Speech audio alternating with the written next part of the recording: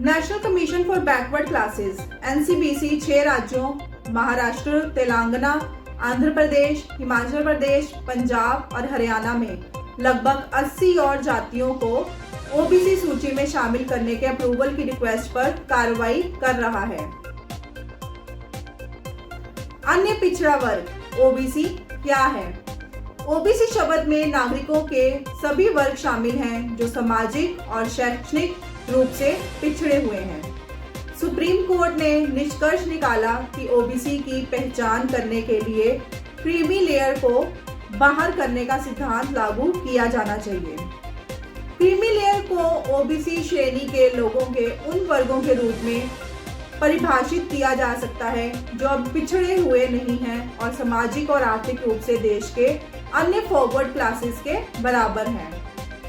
NCBC एक संवैधानिक body है जो केंद्रीय ओबीसी सूची में जातियों को शामिल करने के अनुरोधों की जांच करता है। एनसीबीसी प्रस्तावों की जांच करने के लिए एक बेंच का गठन करती है और अपना निर्णय केंद्र सरकार को भेजती है।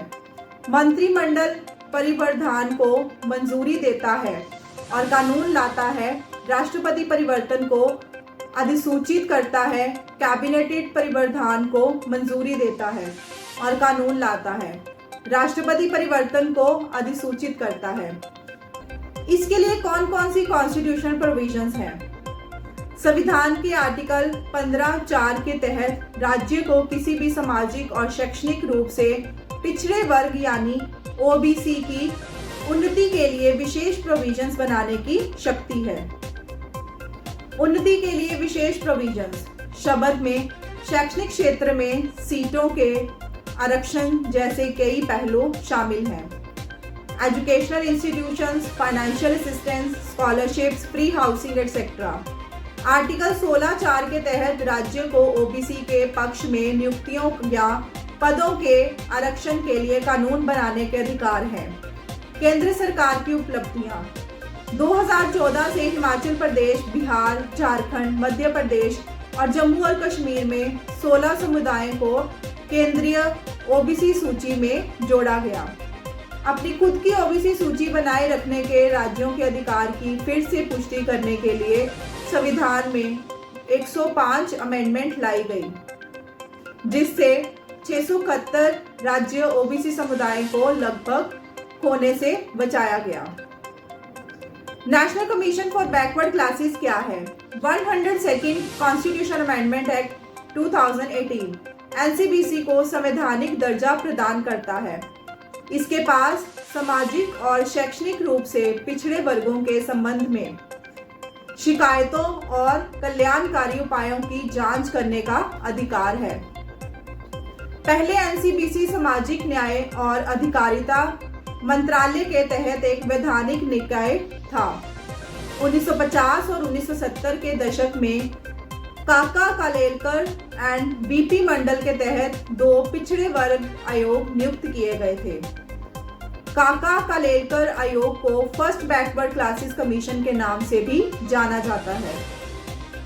1992 के इंदिरा साने केस में सुप्रीम कोर्ट ने सरकार को लाभ और सुरक्षा के उद्देश्य से विभिन्न पिछड़े वर्गों को शामिल करने और बाहर करने के जांच और सिफारिश के लिए एक परमानेंट बॉडी बनाने का निर्देश दिया था। इन निर्देशों के अनुसरण में संसद ने 1993 में national commission for backward classes act पारित किया और एनसीबीसी का गठन किया। पिछड़े वर्गों के हितों को अधिक प्रभावी ढंग से सुरक्षित करने के लिए 2017 का 123rd कॉन्स्टिट्यूशन अमेंडमेंट बिल संसद में पेश किया गया था। इसके बाद संसद ने national commission for backward classes act 1993 को निरस्त करने के लिए एक अलग बिल भी पारित किया है। इस प्रकार बिल पारित होने के बाद 1993 अधिनियम इररेलेवेंट हो गया था। इसके बाद बिल को अगस्त 2018 में राष्ट्रपति की मंजूरी मिल गई और एनसीबीसी को संवैधानिक दर्जा प्रदान किया गया। अगर आपको इस वीडियो में दी जानकारी अच्छी लगी हो तो अपने एयर न्यूज चैनल को सब्सक्राइब करना ना भूलें और वीडियो में दी गई जानकारी और नए नोटिफिकेशंस के लिए बेल आइकन पर क्लिक करना ना भूलें। धन्यवाद। हमारा अधिकार है कि ओबीसी कमीशन का अर्थ क्या है कि हमें जितने भी देश के अंदर में ओबीसी जाति में वर्ग में लोग आते हैं उनको न्याय दें। हम हर स्टेट में जाके रिव्यू ले सकते हैं, वहाँ के चीफ सेक्रेटरी को बुलाकर हम जानकारी ले सकते हैं। मुझे जिम्मेदारी दी है राष्ट्रपति महोदया ने कि आप ओबीसी के लिए काम करो, और राष्ट्रीय नीति जो है, सरकार जो ओबीसी को सहूलतें देती है, आरक्षण देती है, उसका आप रिव्यू लेते रहिए। मैं ले रहा हूँ।